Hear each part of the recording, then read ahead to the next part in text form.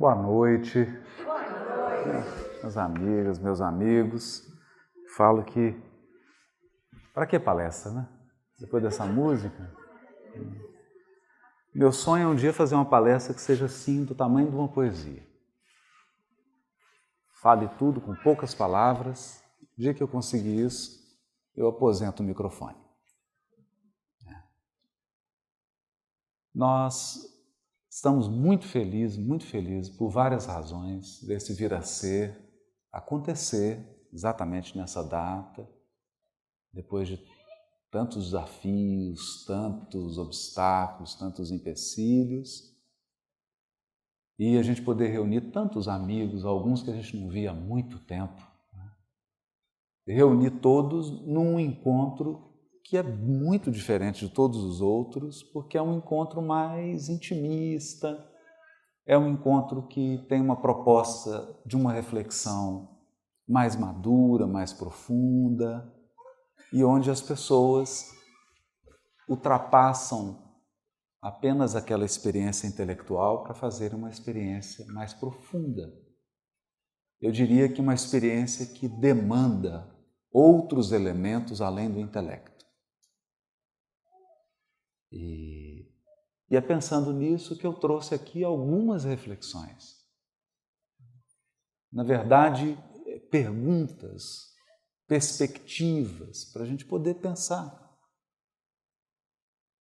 O Júlio me mandou acho que umas 50 mensagens, cada uma tinha umas 40 páginas. Vou ver se eu lembro do tema que ele passou aqui. Nós vamos falar sobre uma grande parábola bíblica, que são os primeiros capítulos do livro Gênesis. É a criação da espécie humana, do ser humano, na parábola de Adão e Eva. Mas antes disso, eu queria começar contando um caso. Os amigos do meu filho, o João Gabriel, estavam lá em casa.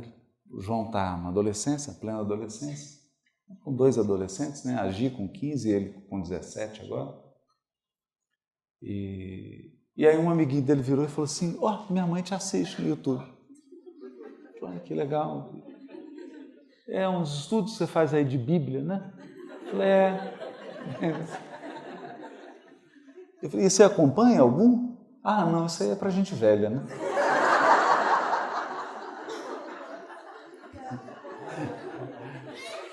E ele tem razão.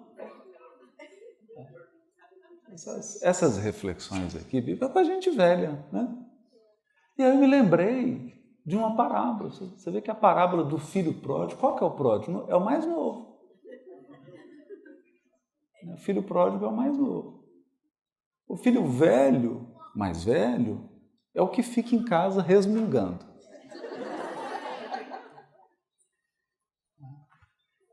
E o filho mais velho, ele é curioso, né? Que ele costuma ser bem religioso. Ele é bem religioso. Eu acho até que o filho mais velho foi o que fundou a religião. O único problema dele é que ele foi o primeiro homicida.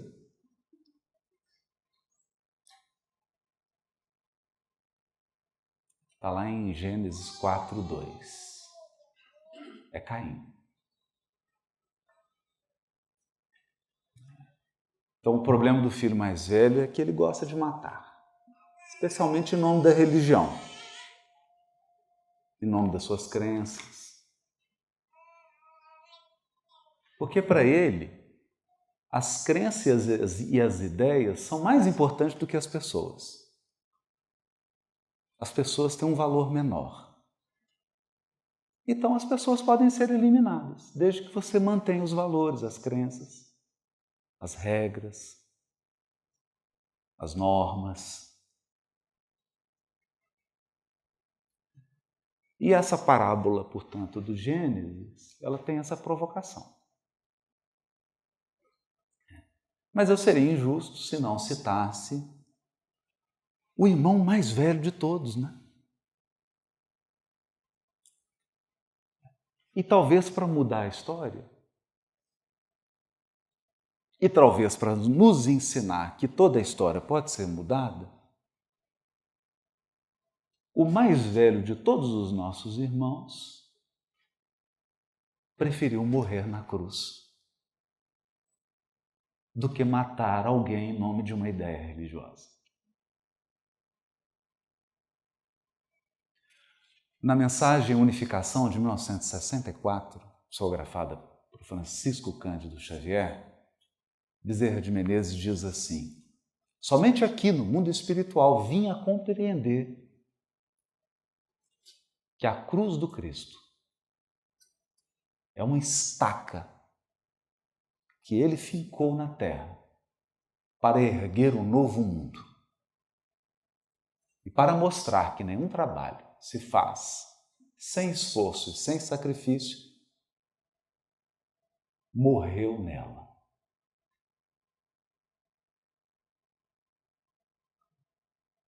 Então a história mudou. Mudou porque agora é o Cristo que se sacrifica. Não pede o sacrifício de ninguém. Bom, tudo isso para dizer que realmente o coleguinha do meu filho tem razão. Essa coisa de Bíblia é coisa de gente velha. É coisa de irmão mais velho. O irmão que fica. E que Emmanuel prefere chamar de o filho egoísta. Porque ele vive um processo de barganha. Para crer e para manter a fé, ele exige do Criador privilégios, exclusivismo. Ele pede do Criador uma espécie de carta branca para não ter que passar por provas e expiações. Imunidade espiritual. E quando ele não obtém esse exclusivismo e esse tratamento diferenciado do Criador, acontece o tema de hoje. Perdão a Deus. A origem de todos os nossos ressentimentos e mágoas. E é sobre isso que a gente quer falar. Sobre a relação com Deus, porque ela é a relação base. A partir da nossa relação com Deus, todas as outras se estabelecem. Como a gente se posiciona em relação ao Criador, nós reproduzimos nas nossas relações com os nossos iguais. Há um ditado, né? Aliás, está incorporado na letra de uma música, né? De perto ninguém é normal. Mais de perto ainda, todos somos divinos.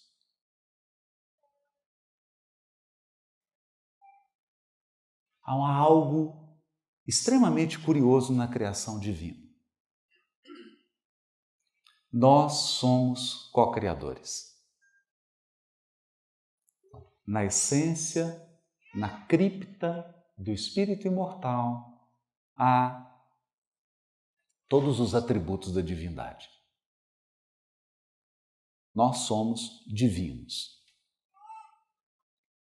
Compartilhamos com o Criador dos seus atributos.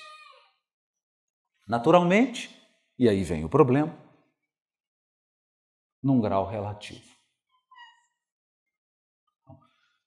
Se o Criador é onipresente, nós um dia desenvolveremos o dom da bitricorporeidade. Seremos capazes de estar presentes em diversos locais. E assim nós vamos, à medida que a evolução, como diz a letra, à medida que a evolução se instala, nós vamos tomando posse dessa herança divina. A questão aqui e essa é a mensagem central da parábola da criação. A parábola de Adão e Eva ou a parábola da saída do paraíso. O que há de curioso nessa parábola é que o tema central dela é o reconhecimento por parte da criatura de que ela é divina, de que de fato, Deus nos dá a oportunidade de, no nosso espaço limitado, sermos co-criadores em plano menor. Mas o que causa o problema é que nós não nos contentamos em sermos divinos. Nós queremos ser o Criador.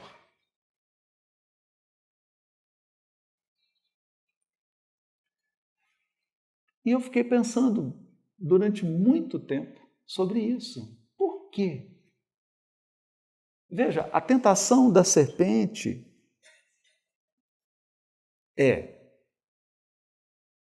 ele sabe que se você comer desse fruto, se tornará como ele.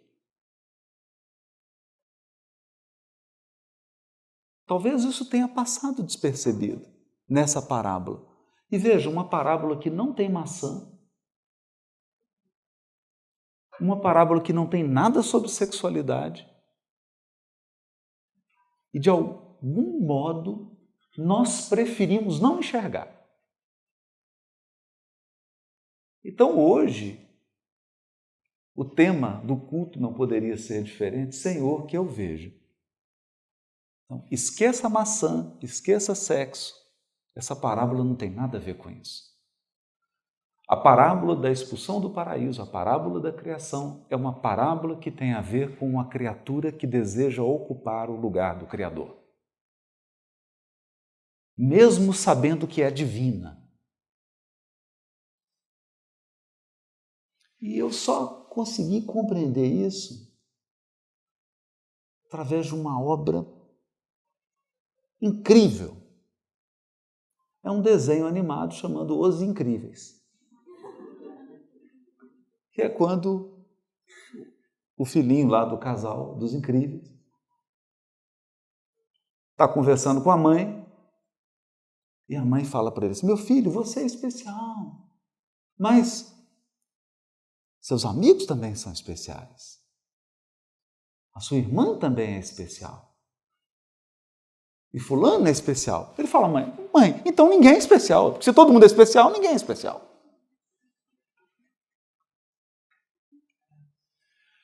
Eu acredito, não tenho certeza. Eu desconfio que aqui esteja a raiz do problema. Não basta ser co-criador, não basta ser divino. O problema é que eu não sou melhor que você.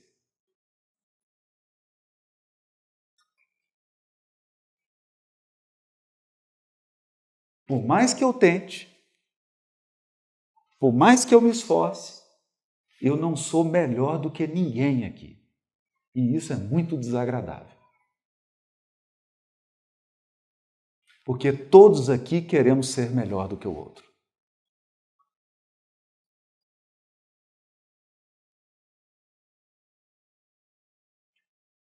Não basta ser co-criador. Não basta ser imortal. Não basta de ser dotado dos atributos da divindade em grau relativo. O problema é que eu não posso ser melhor do que você. Porque, no fundo, você é igual a mim.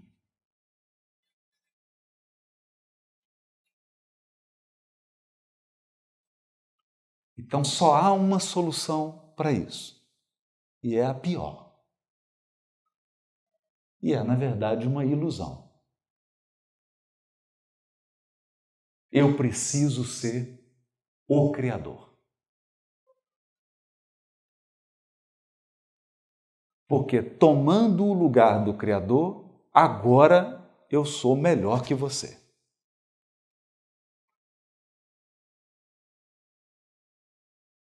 Não somos mais iguais. Não somos pares, não somos mais co-criadores. Vocês são co-criadores, eu sou o Criador.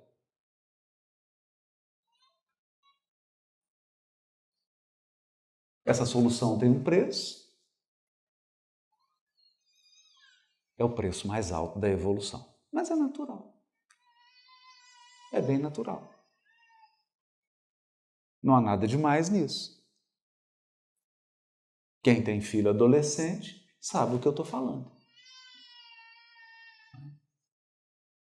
Até 12 anos, eu era um herói. Agora eu sou um vilão. É natural, faz parte do processo. Há um período da evolução espiritual em que nós nos afastamos de Deus.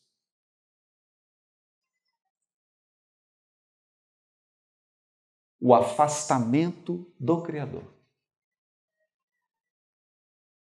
Rompemos laços. Rompemos o vínculo. Porque a relação com Deus é uma relação complexa. E aqui eu me sinto muito empático com o Jó. Depois de tudo aquilo que ele passou, eu teria ficado nervoso muito antes. Jó fica muito bravo e diz assim, ó, agora eu quero conversar com você. Quero ter uma conversa. E Deus responde, sim, mas eu vou como Deus e você vem como homem.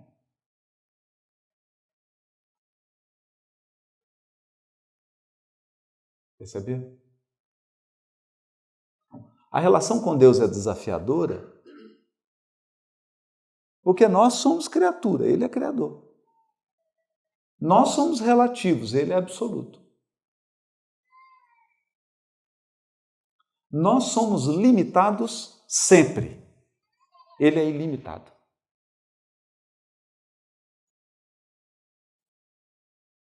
Nós somos delimitados, Ele é infinito. É difícil. É difícil. E por mais que Ele nos conceda muito além da nossa imaginação, nós queremos tudo. Nós queremos mais.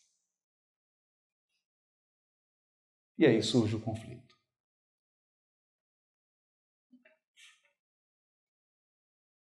E aí surge o conflito. E agora, caminhando para uma reflexão mais pragmática e menos filosófica, os nossos conflitos com Deus se agravam quando os nossos pares, essas criaturas que convivem conosco e que são divinas como nós, co-criadores como nós, nos ofendem. Nos causam danos, nos machucam, nos traumatizam. Nesse momento, acontece algo muito interessante. No livro Justiça Divina, o Emmanuel traz um conceito que eu considero extraordinário. Ele diz que nós trazemos a justiça imanente. Sim. Porque Deus é soberanamente justo. Há uma justiça imanente na nossa estrutura psíquica.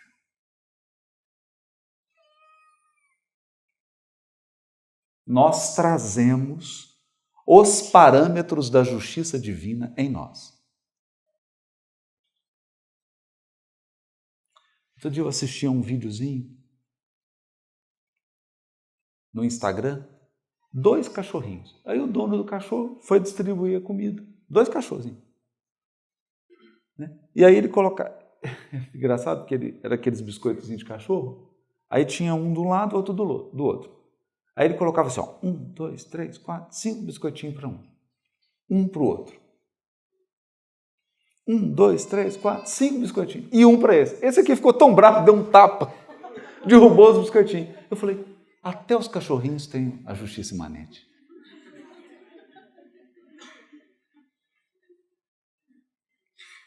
Nós trazemos a justiça imanente. E quando alguém adentra nossa esfera de ação e nos causa um mal, ativa-se a justiça imanente. E agora surge o maior desafio da evolução espiritual.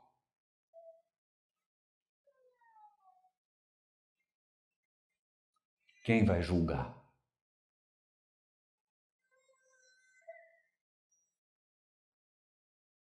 Quem vai julgar? E veja, eu gostaria que todos nós aqui evitássemos a superficialidade do intelecto.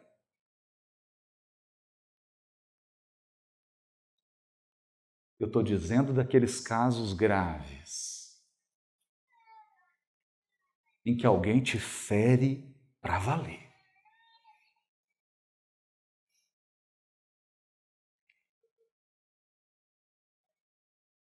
Você sabe. Talvez a gente tenha dificuldade de acionar a justiça imanente quando nós somos aquele que pratica a injustiça. Mas nenhum de nós aqui tem dificuldade de acionar a justiça imanente quando é o injustiçado.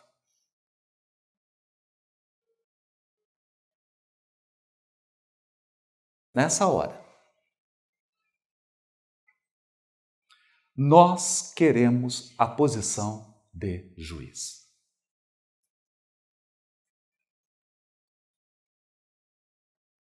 Nós queremos julgar.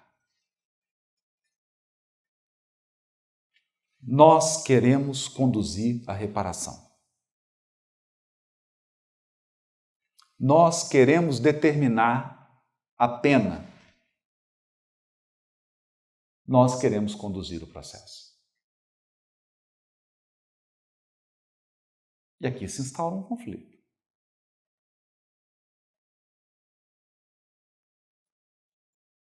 Deus irá conduzir ou nós iremos conduzir?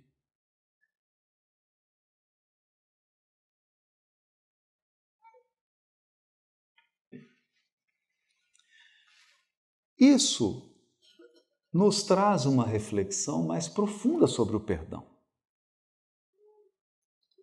Porque poeticamente isso é importante. Existe uma linguagem que é poética, existe uma linguagem que é literária. Então, poeticamente, literariamente, eu posso dizer o esquecimento de todo o mal. Que isso é uma metáfora. Você não pode levar isso ao pé da letra. Ao pé da letra, o esquecimento de todo o mal é Alzheimer. Eclipsou a sua memória. Você não lembra de mais nada.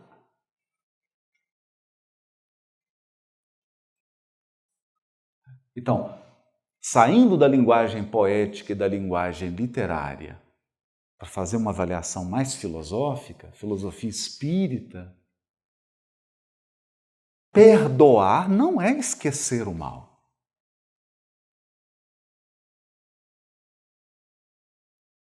Porque se o mal for uma pessoa que avançou o sinal porque estava bêbada, bateu no seu carro e você ficou paraplégico.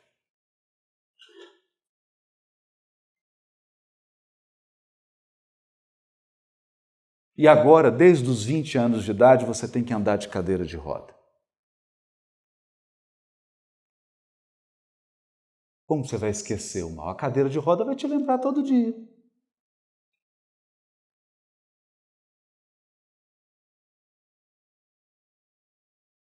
Então veja, nós estamos aqui para fazer uma reflexão mais madura.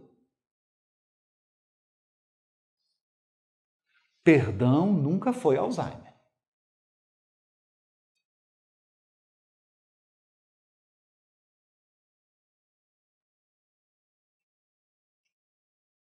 Então nós encontramos, isso é fantástico, está no capítulo 2 do livro Os Mensageiros, e é do Calderaro, né?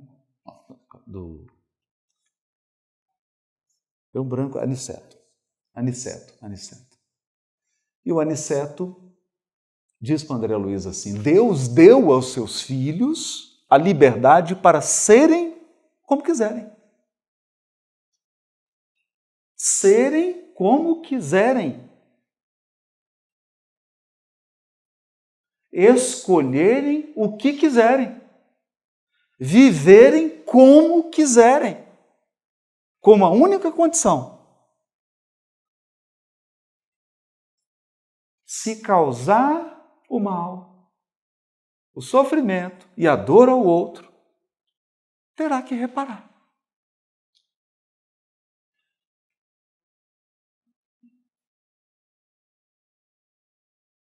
Então, não é o seu perdão que vai conceder imunidade aos seres. Você não tem esse poder. Eu sei que você gostaria. Você gostaria, eu, Adão, Eva, Caim, todos gostaríamos de ser como Deus. Eu sei que você gostaria de, com seu perdão, isentar o outro de reparar o mal. Mas você não tem esse poder. Você não está nessa posição. Aqueles que praticam o mal vão repará-lo. E mais. No Código Penal da Vida Futura, no livro O Céu e o Inferno, Kardec estabelece o aspecto tríplice da justiça divina quando lida com o mal. O primeiro é um aspecto comportamental. Eu preciso me arrepender do que fiz, por uma razão muito simples: se não houver arrependimento, o comportamento se repete indefinidamente. Não é isso? Quem tem filho pequeno aqui de 5, 6 anos, que morde os coleguinhas? Ah, ninguém tá. Olha, baixaram todas as mãos. Ah, que engraçado. Ninguém tem filho aqui que morde. Isso, Aloysio, obrigado, querido. Já passou por isso? Na escola, falou assim: queria conversar com você. Pois não, seu menino está mordendo. Aí você pergunta assim: mas a senhora está achando que eu ensinei isso? Eu não ensinei, minha mulher não ensinou. Nós não temos lá um bonequinho para ele ficar mordendo. A gente não treina ele para fazer isso. Ele morde. Então, se não houver o arrependimento, não há mudança de comportamento. Esse é o primeiro elemento da justiça divina. A consciência precisa se arrepender para mudar de comportamento. Mas não se esgota, hein? A justiça divina não se faz apenas com arrependimento. Nem que seja na extrema unção. Não adianta. Ai, agora estou partindo, mas estou arrependido. Parabéns. Você andou 1/3 do caminho. A outra parte é a reparação do mal. E veja, Deus tem infinitos meios para que o mal seja reparado. Infinitos meios.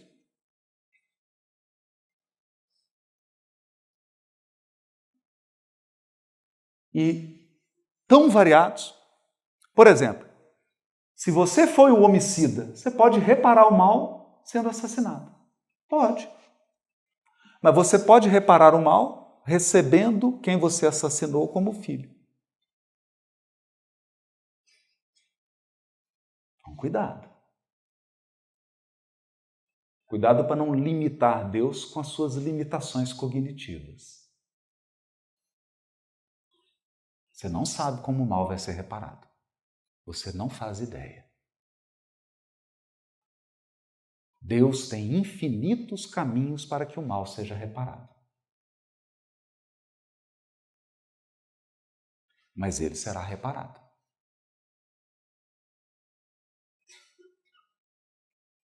Na contabilidade divina, o mal sempre é zerado.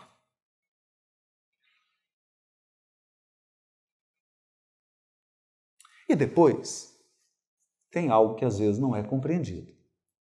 A expiação. Às vezes, se eu já arrependi, se eu já reparei o mal, será que eu vou precisar expiar? Sim. Sim. Porque a expiação é o elemento pedagógico da justiça divina. Na expiação, você vai para o lugar da sua vítima.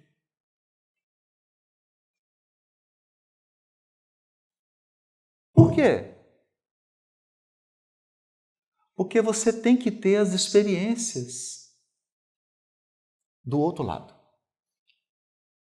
da outra margem do rio.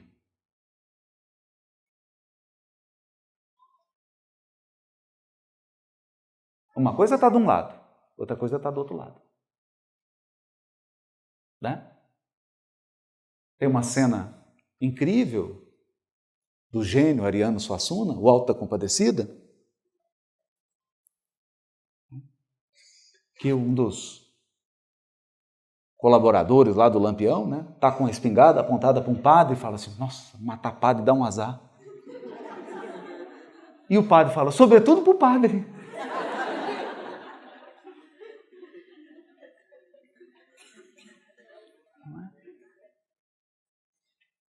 E é interessante, né? Porque a gente cria uns debates tão interessantes, né? Espingarda ou não espingarda? Ter ou não ter uma espingarda? Depende de que lado da espingarda você está. De que lado da espingarda?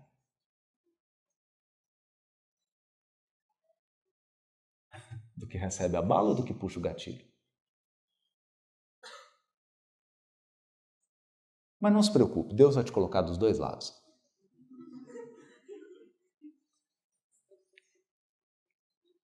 A expiação proporciona isso.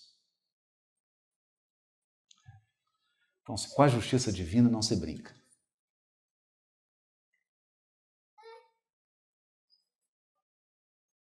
Não se brinca com a justiça divina. Então, se nós estamos interpretando o perdão como alguma varinha mágica do Harry Potter que vai afastar a justiça divina, eu acho que você está iludido.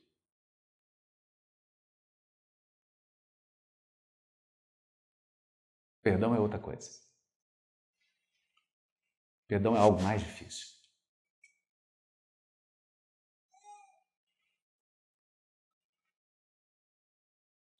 O perdão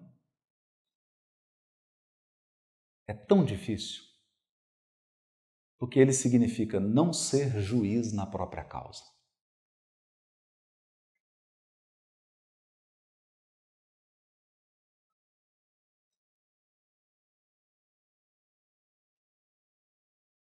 Não ser juiz na própria causa.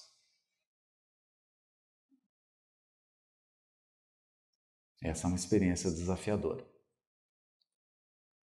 Porque no fundo, essa é a experiência de restituir Deus ao lugar que lhe pertence.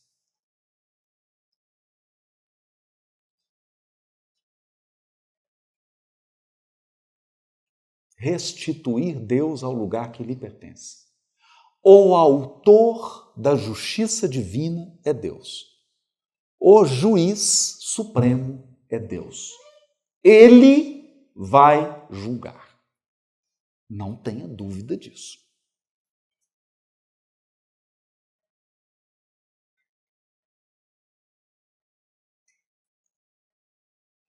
Então há uma cena também no livro Os Mensageiros, que o André Luiz tem um colega, né? Chega lá no centro Os Mensageiros para fazer uma residência com o Aniceto e ele conta o colega lá, né? Colega médico também. E o André Luiz vem, porque Vocês já viram? A nossa história sempre é a mais dramática, né? Claro. Esse é um problema de perspectiva. Então o André Luiz está assim, nossa, eu vou contar minha história para ele. Ah, essa é uma história. Você acredita que eu desencarnei? E depois que eu desencarnei, minha mulher teve coragem de casar de novo. E aí o colega dele fala, você é um abençoado. Que ela esperou você desencarnar. E aí ele vai contar a história dele. Só a minha não esperou. Ele falou assim, nossa. E não é só isso. Ela começou a ter um caso com meu irmão de sangue e os dois me assassinaram.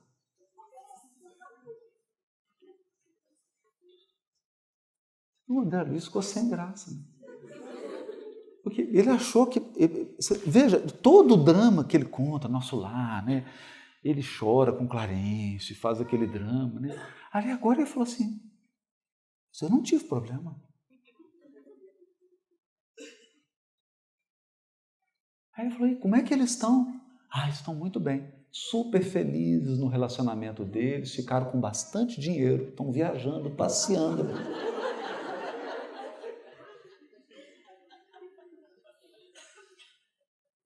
E aí o André Luiz faz a pergunta que nos interessa para o tema de hoje. O André Luiz pergunta assim, e a justiça divina? O seu irmão te traiu? Seu irmão ficou com a sua mulher. Em vez dela divorciar para ficar com ele, os dois te envenenaram. Já ficaram com seu dinheiro. E agora estão viajando e vivendo um romance hollywoodiano. E mais curioso que ele... Aí eu acho que já tenta dar umas pitadinhas de humor também, né? Nos mensageiros. Porque ele fala assim, não, inclusive eles gozam de um alto conceito social. Aí eu fiquei imaginando, né, o casal chegando e falando, nossa, que casal lindo que vocês fazem. Que coisa linda. Que amor bonito de vocês. Não é isso? Sai na coluna social, né? E a justiça divina? E aí ele responde assim, calma, André. Primeiro a sementeira, depois a colheita.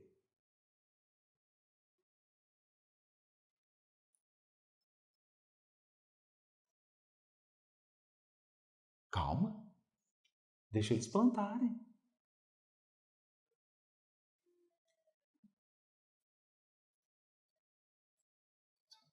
E aqui vem outro desafio. Então, recapitulando. O primeiro desafio, você não vai julgar. Sim, mas ele prejudicou a mim. Sim, mas você não é o juiz da causa. Eu falava isso numa palestra, uma pessoa, ela ficou tão incomodada que não estava na palestra, não estava para a pergunta. A pessoa levantou a mão e já saiu perguntando. E como é que você faz? Você é juiz? Você julga as pessoas? Eu falei, não julgo pessoas. Eu julgo processos. Eu nunca julguei pessoas. Eu só julgo o processo. O que está no processo é 1/100º do que aconteceu na vida real. E a minha sentença é 1/1000º do que é a justiça divina.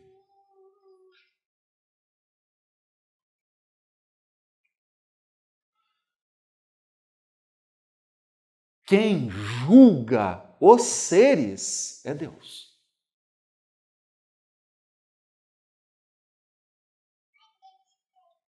Mas aí, nesse momento, eu sinto uma certa empatia com relação a Deus. Eu nunca vi ninguém satisfeito com uma sentença. Nunca. Tem 30 anos. Nem quando a pessoa ganha. Porque ela fala, só isso?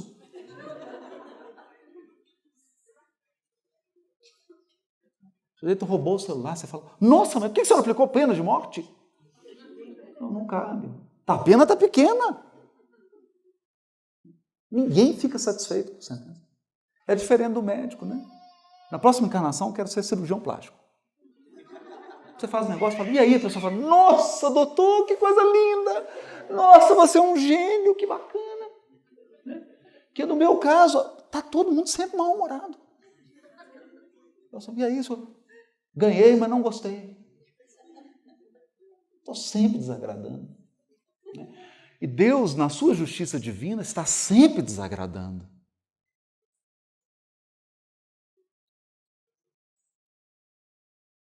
Está sempre desagradando. Porque o nosso conceito de justiça é o conceito de vingança.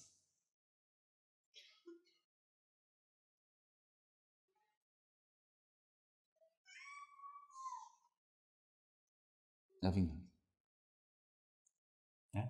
Tinha até tem uma piada. É uma charge espírita que diz assim: perdoar é divino. Vingar é maravilhoso. A charge, não é? Que a gente gosta mesmo é de vingar. Tem um problema com a vingança. Na vingança, você ajuiza em causa própria.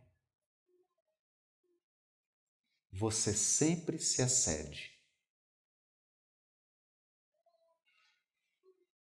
Todo mundo fala, nossa, olho por olho, dente por dente. Eu nunca vi olho por olho, dente por dente.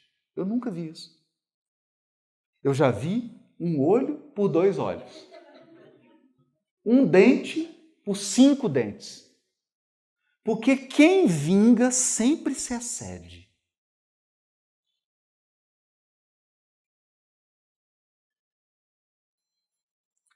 E o problema, esse é um problema sério. Veja, eu estou trazendo reflexões aqui sobre o perdão. O problema é que o seu inimigo é imortal como você.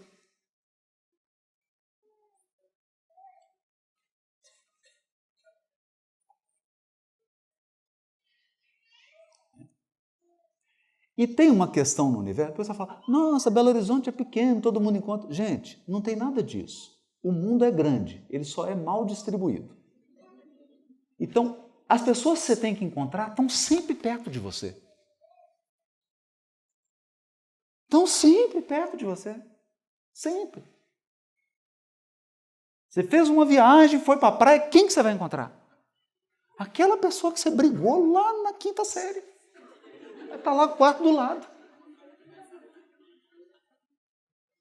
E o pior, você vai encontrar com essa criatura o resto da eternidade. Então, o que costuma acontecer? Uma vingança leva a outra. Depois de 3 rodadas de vingança, já estou falando de evolução espiritual, não estou falando de casamento, não. Depois de 3 rodadas de vingança, você não sabe mais quem é algoz, quem é vítima. Porque eles passam a ser parceiros de infortúnio. Então você fala assim, você não viu o que ele fez? Um absurdo. Olha o que ele fez. Nossa, que absurdo. Aí abre a ficha. Você fala, nossa, meu Deus. Mas o outro fez igual. Como é que está o ranking aí? Esse aqui agrediu 98, o outro 97. Estão quase empatando. Parceiros de infortúnio. A vingança não tem fim. Ela não tem fim. Porque você quer aplicar uma lição de justiça divina no outro. E você vai se exceder. Pode escrever. Pode escrever. Pode escrever. Toda vez que você assumir o papel da justiça divina, você vai se exceder. A sua reação será sempre desproporcional. Vocês lembram? Cipriana? Cipriana foi atender, está lá no mundo maior. No mundo maior. Filho adotivo e pai. O filho adotivo quase desencarnando. Quem que era o obsessor? O pai adotivo. O pai. Por quê? Ele assassinou o pai para ficar com os bens. E o que a Cipriana diz para ele? O que ela diz para ele? Ela diz assim, direto. Você se esconde atrás do papel de vítima. É mais fácil para você. Mas agora você se tornou uma grande serpente. Você se tornou uma besta furiosa. Você é uma fera irreconhecível. Você já passou da conta.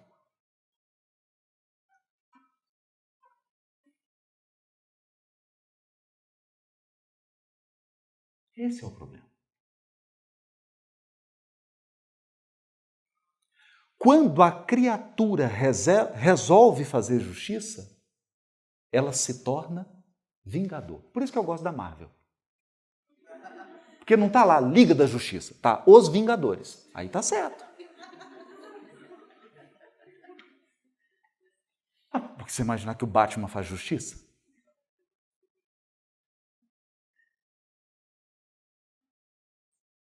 Qual que é a diferença do Batman com o Coringa?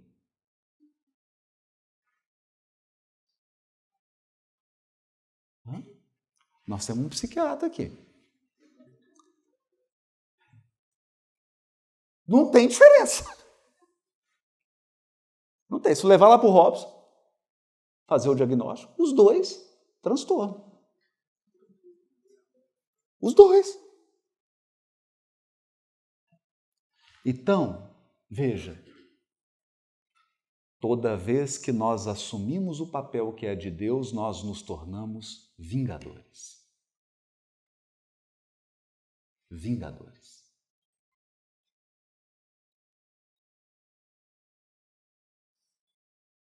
É por isso que nossos avós diziam: a vingança é um prato que se come frio. Por quê? Porque você vai comer em excesso. Você vai se exceder. O difícil do perdão é que no perdão eu entrego para Deus.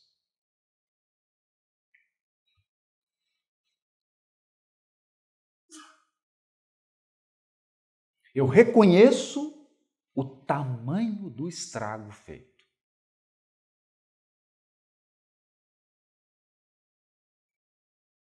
Eu reconheço o tamanho da crueldade. Eu reconheço o tamanho da maldade. E exatamente por reconhecer isso, eu entrego o caso para o juiz supremo. Isso é difícil. Isso é difícil por quê? Porque aqui vem a fonte do nosso conflito com Deus. 3 coisas. E é por isso que nós vamos ter que perdoar a Deus. Primeira, Deus deu o livre-arbítrio.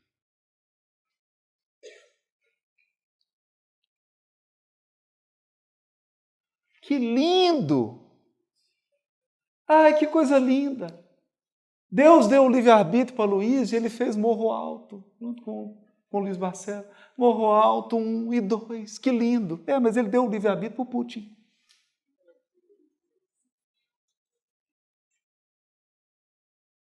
E a foto que ganhou agora o prêmio é a foto de uma mulher ucraniana, grávida, assassinada. Deus deu livre-arbítrio para o Hitler. Deus deu livre-arbítrio para o pedófilo, para o estuprador, para o assassino. Que lindo!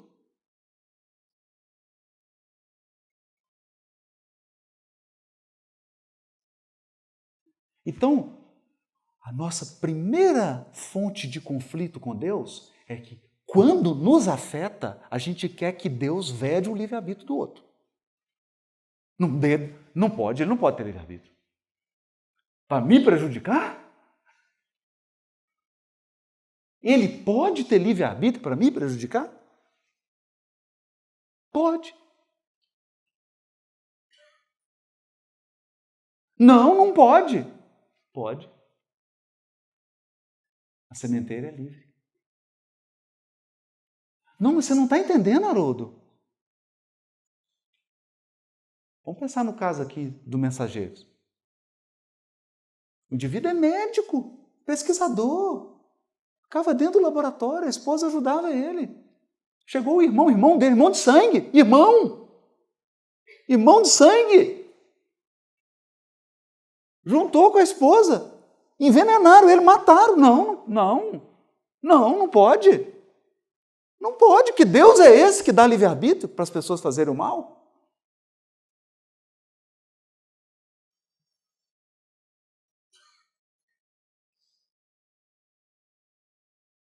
Vamos ter que resolver isso.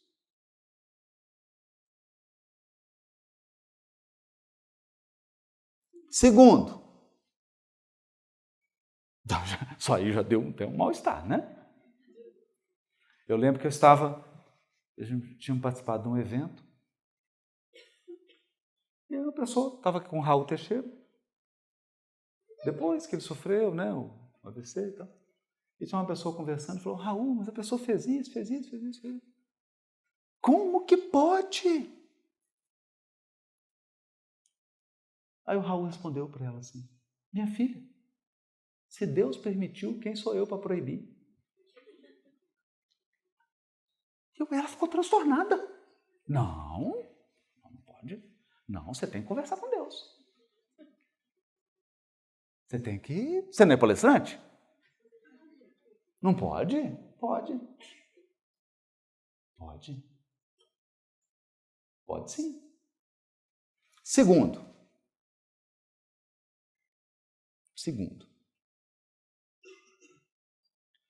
quando lhe fazem mal, se você não aceitar a condução de Deus, Ele permite que você seja o vingador. Ah, não, Haroldo, aí não. Então por que você acha que existe obsessor?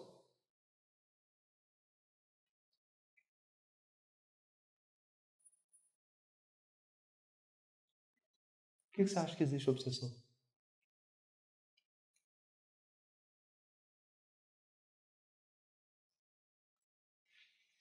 Se você quiser, você pode conduzir o processo de vingança. Mas não é possível, Haroldo? É possível. É possível. E aí é o seguinte: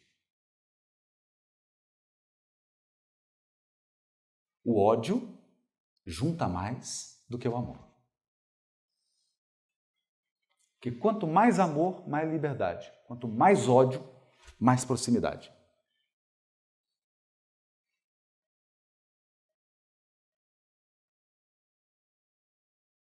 Mais proximidade.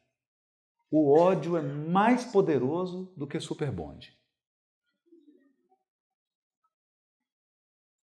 Às vezes as criaturas reencarnam no mesmo útero.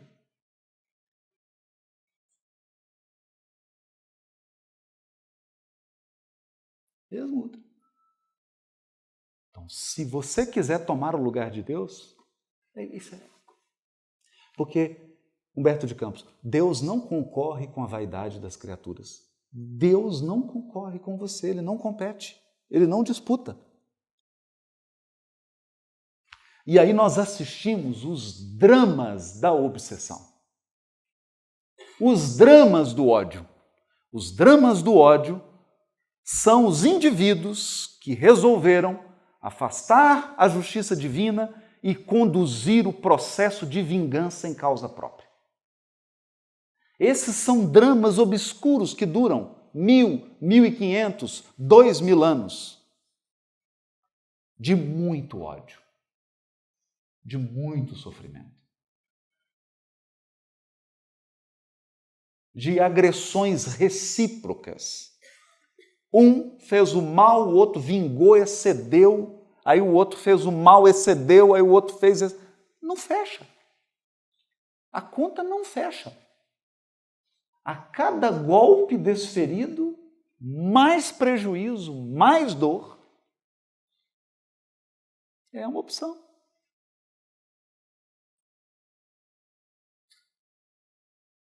É uma opção, gente. É uma opção e existe. E existe. Por exemplo, tem obsessor seu que detesta essa palestra, detesta as minhas palestras e está aqui ouvindo. E vai ficar o evento inteiro te acompanhando. Ele não gosta das músicas, ele não gosta dos palestrantes, não gosta da literatura, não gosta dos temas, mas vai ficar aqui por você. Por ódio. Vai te acompanhar. E aqui não tem que a morte o separe. Não tem mesmo. Aqui nem a morte separa. Existe isso. E é uma fonte de conflito, porque a gente fala, por que Deus permitiu? Permitiu. Agora, tem um aspecto ainda, e esse é complicado. Esse, às vezes, faz com que você fique de mal de Deus por 5 mil, 10 mil, 50 mil anos. Deus dirige a sua evolução.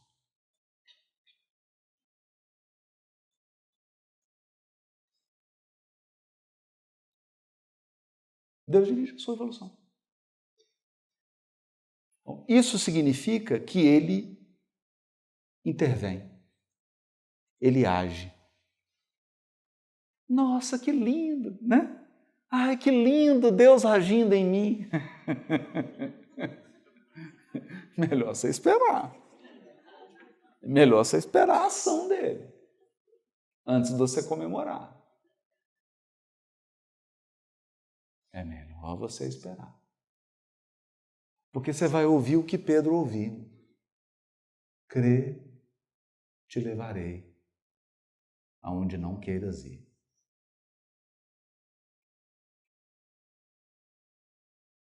Aí você vai aprender a dizer com Paulo: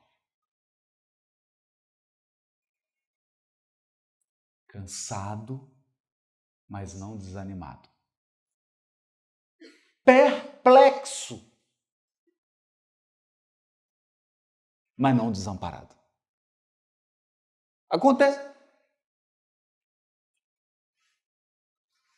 Não faz muito tempo.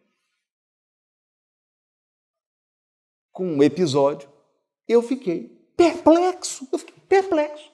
Eu falei, não é possível. Não é possível que Deus está fazendo isso comigo.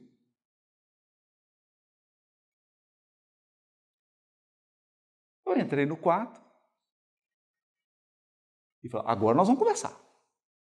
E ele falou, você vem como homem e eu vou como Deus. E eu fechei o olho, peguei um livro assim. Casimiro Cunha. Abri. E era um poema do Casimiro falando do mármore sendo esculpido. Que o mármore lamenta, que o mármore reclama, que ele briga. Caramba, que pedação que você tirou de mim? Que é isso que você está fazendo? Né? E aí a escultura assim, é maravilhoso. Aquele da natureza, cartilha da natureza, está sobre o mármore. Isso aqui é do mármore, depois olha lá. Achei maravilhoso. Fiquei com raiva, até hoje. Mas é maravilhoso. E essa é uma fonte de muito conflito com Deus. Porque os planos educativos que Deus tem para você, você não vai gostar, eu te prometo. Você vai detestar. Porque se você estiver gostando, não são os planos educativos de Deus, são os seus planos educativos para você.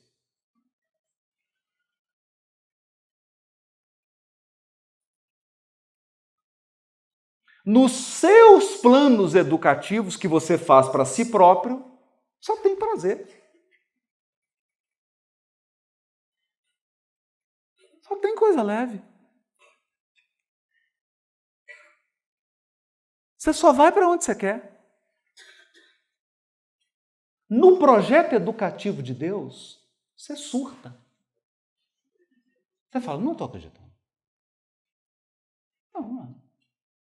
Ah, não, Haroldo, não tem isso não. Não, então abre o Paulo Estevam. Abre o Paulo Estevam. Paulo, já quase no final da vida, programando, agora eu vou conhecer Roma, agora eu vou conhecer. Já tenho dinheirinho, já tenho barco. Tinha a FEB, não é a federação não, é a companheira lá, FEB que ela chamava. Ajudou, programou tudo certo, viagem marcada, pronto. Chega uma carta. De quem? Tiago Menor. Não sei se você sabe, Paulo era apóstolo. Apóstolo dos gentios. Tiago era apóstolo. Os dois eram inimigos.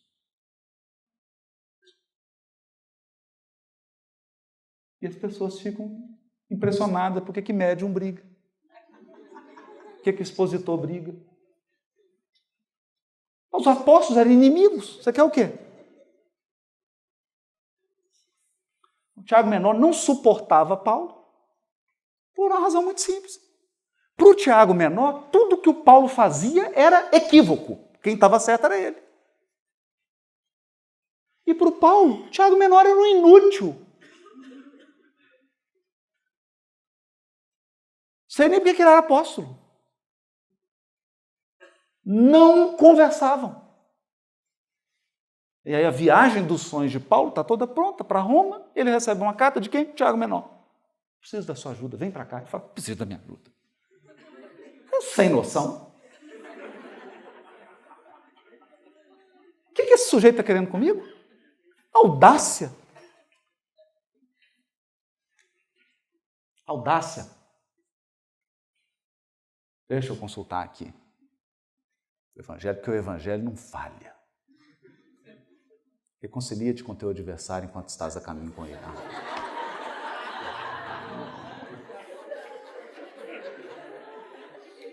Tem coisa mais insuportável do que o Evangelho?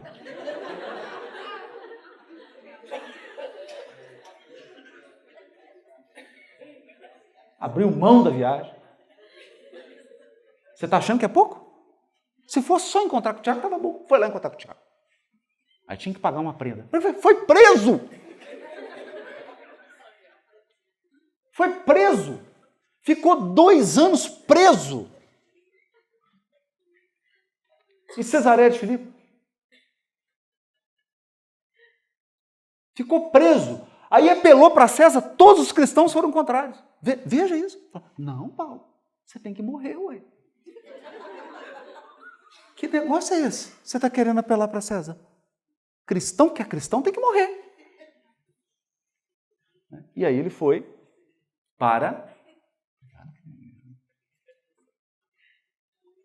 E aí ele foi para Roma. Enfim, foi para Roma. Só não sabia que era assim, né? Preso. Quase com a sentença de morte. Não era assim que ele queria ir para Roma, né? Então, isso costuma ser fonte de inúmeros conflitos que nós temos com Deus.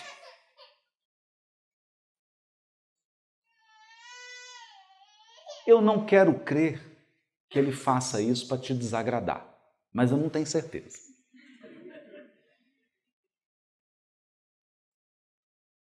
Como ele é soberanamente justo e bom, como ele é um infinito amor,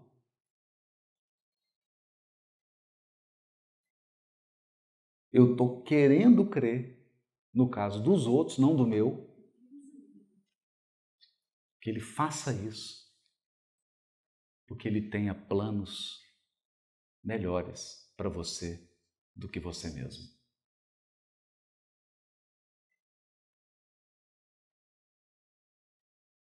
Então vamos lá.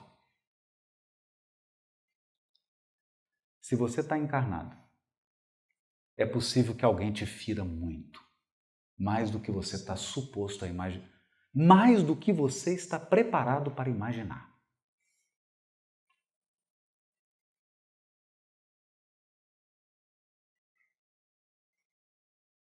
É possível que Deus conduza a sua vida de um jeito que te deixe perplexo, em alguns casos, revoltado. Muito revoltado.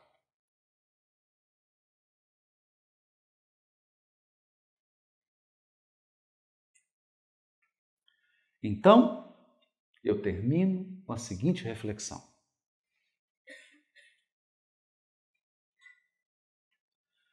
Perdão, na minha compreensão, não é esquecer, que isso é Alzheimer.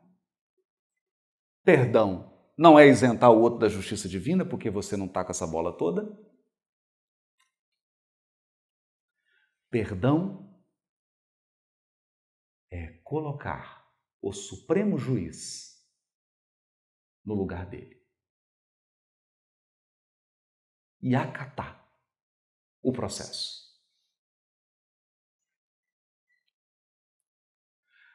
Se você acha que os processos da justiça humana são lentos, você não viu os da justiça divina.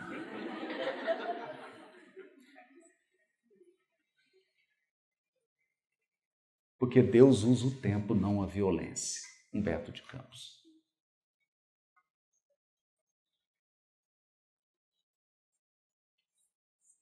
Então Deus dilui o mal que te foi feito hoje, daqui 300 anos. Isso é desafiador para a gente, porque nós temos uma noção muito limitada de tempo. Nós ainda não pensamos como imortais.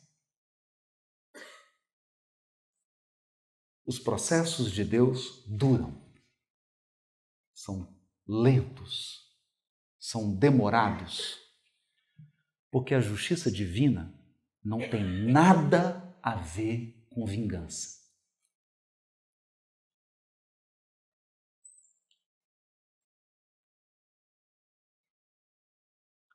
Nada a ver.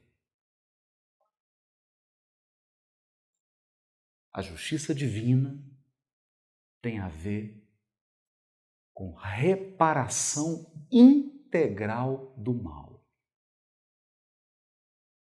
e regeneração completa do ofensor. E, além disso, impulsionamento evolutivo do ofendido.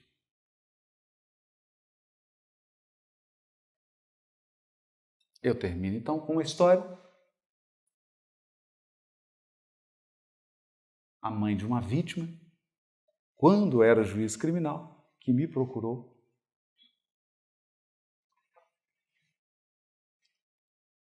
e me perguntou: por que não foi dada a pena de 100 anos para o assassino do meu filho?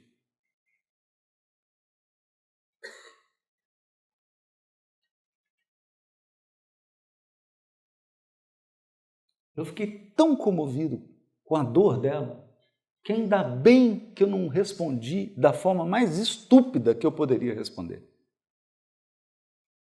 Eu poderia ter dado a resposta mais estúpida da minha vida. Porque o ordenamento jurídico brasileiro não permite penas acima de 30 anos. Essa é a mais estúpida das respostas. Naquele momento, eu sinto que estava envolvido. Então eu disse para ela assim: porque essa pena não vai devolver seu filho.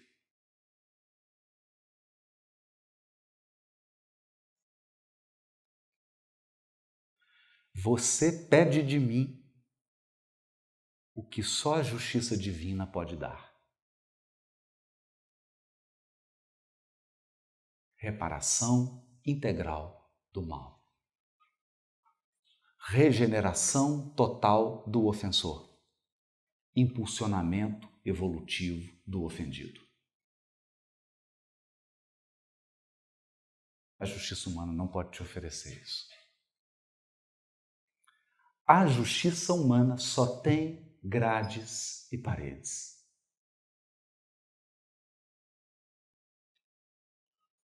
Grades e paredes.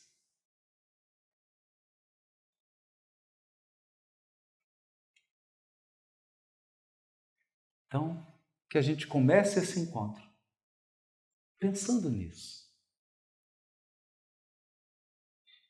Eu que falo agora com vocês, hoje, exatamente hoje, nesse momento da minha vida, eu tenho no mínimo 20 motivos para parar de conversar com Deus.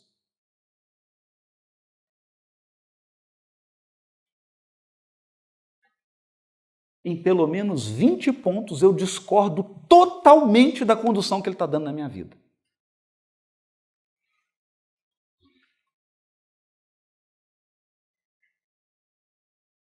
E aí? Discordo. Gostaria que fosse na outra direção.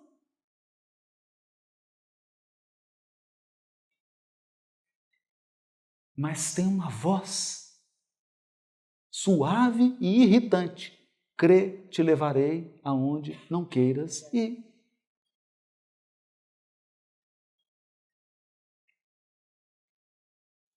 Se você não acha o evangelho irritante, você não entendeu o evangelho ainda. Teresa de Ávila, quando ela acontece aquele problema que ela cai no rio, né? E aí Jesus ajuda, Jesus fala com ela, tá vendo, Teresa, como eu trato os meus amigos? Ela fala, por isso você tem tão poucos.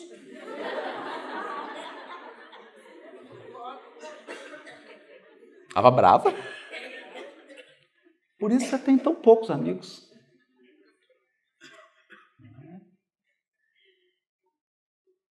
Porque é um impulsionamento na direção do infinito,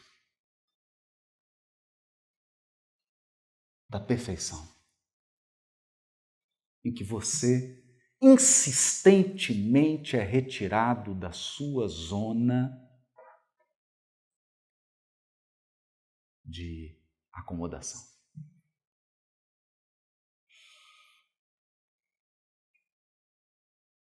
Você está sempre sendo colocado em situações desconfortáveis. Permanentemente.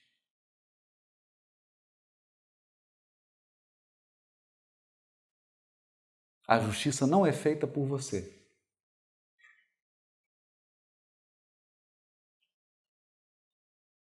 E o processo da sementeira pode durar muito mais tempo do que você está disposto a suportar.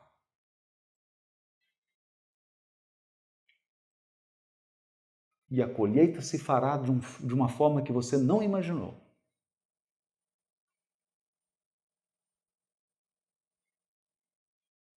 Por quê?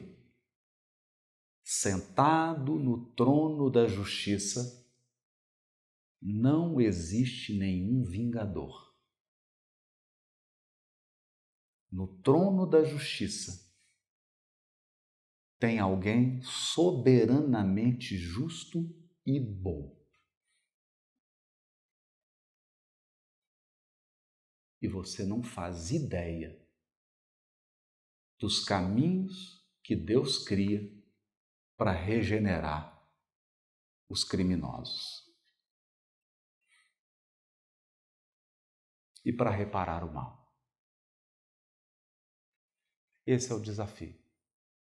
Voltando à história dos irmãos mais velhos, Jesus, o mais velho de todos, para redimir Caim, o filho mais velho e primeiro homicida, se transformou no filho mais velho a ser o primeiro inocente a ser assassinado na Terra. O primeiro. E para nos ensinar que só pratica o mal quem é inexperiente, para nos ensinar que quanto mais velho você fica, mais desanimado de praticar o mal. Você viu que prodigalidade é coisa de filho mais novo. O filho mais moço é que é o filho pródigo. Sai, faz um tanto de bobagem. O filho mais velho vai ficando mais calejado. Vamos ali praticar o mal? Ah, vou não. Cansei. Ah, vamos ali só caluniar alguém? Ah, vou não. É ruim. Tem volta pra gente.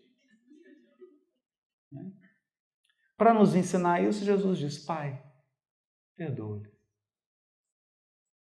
Eles não sabem o que fazem. Se fossem mais velhos como eu, não estariam fazendo essa loucura.